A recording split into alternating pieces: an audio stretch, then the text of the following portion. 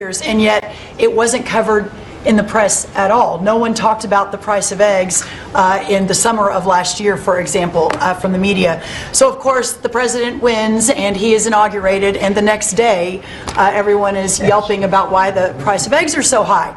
So it was certainly one of many issues we took on under the 4 years of Joe Biden. We had the cost of input go up 30% for all of our agriculture products. At the same time, the trade deficit increased $49 billion, so it was zero under the first Trump administration, and then under Joe Biden we sold $49 billion less of our ag products around the world. Then you combine that with the avian bird flu, and I know I've talked to a lot of you in the press on this over the last 3 or 4 weeks. But listen, here's the deal. The president, under his vision and support, we released about a month ago a very significant plan on how to bring the price of eggs down. It included 5 prongs. I won't go into it now because I don't want to bore everyone, but since that day, since we released that plan regarding biosecurity, repopulation, importing eggs, research, and then deregulating, taking those onerous rules off of our farmers, our egg-laying farmers. Since that time, the price of eggs, the wholesale price of eggs, has come down 53%. So we're going to keep working on it. Listen, it's not something you solve overnight. Avian bird flu and some of the other animal diseases, we're working across the government, several partners out in the cabinet on that, especially my friend Secretary Kennedy over at HHS.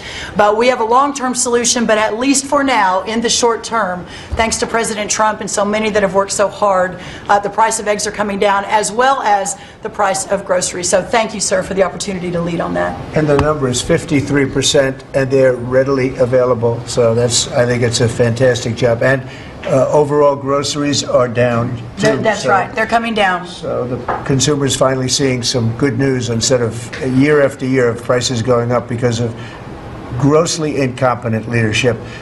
Scott, you want to talk about interest rates, where you see it all going? Yes, sir. So we are, under your direction, we're reprivatizing the economy. We're bringing down government spending. We're bringing down excess employment in the government sector. On the other side, we're going to re-leverage the banking system. We're going to have all the new manufacturing jobs, so everyone who's laid off from the government will have an opportunity to go into the private sector, and that is going to lead to disinflation.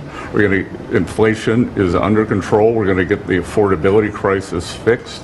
So lower energy, deregulation, more private sector jobs that will naturally get interest rates down. Interest rates down. Mortgage rates are down almost every week since January 20th. The energy costs are down about 15%. Crude oil's down about 15%. And as we keep that going, interest rates are going to keep declining. It'll be good for mortgages. It'll be good for credit card debt. It'll be great for auto loans. That's great, and you're doing a really good job. I'd like to see the Fed lower interest rates.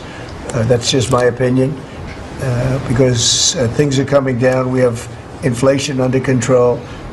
Tremendous amounts of money will be soon coming in from tariffs, which is about time that we were able to partake. We've been ripped off by every country on that basis, and it's about time. But that will be, I think, treated very fairly, will be very fair. But the money that we're talking about is rather astronomical, and it should be, because we put years and years. I was able, in the first term, we had a great first term with the highest stock price increase ever, all the different things that we had. But one of the things, we took in a lot of money in tariffs, and I had just started that process. And we had to slow it down because of the COVID. We didn't go forward. We did a very good job with COVID, but that was something that happened to the whole world. It was a shame. What a shame. All those people dead, and all of the problems that it caused for countries far worse. I mean, some countries still haven't recovered. Economically, they haven't recovered.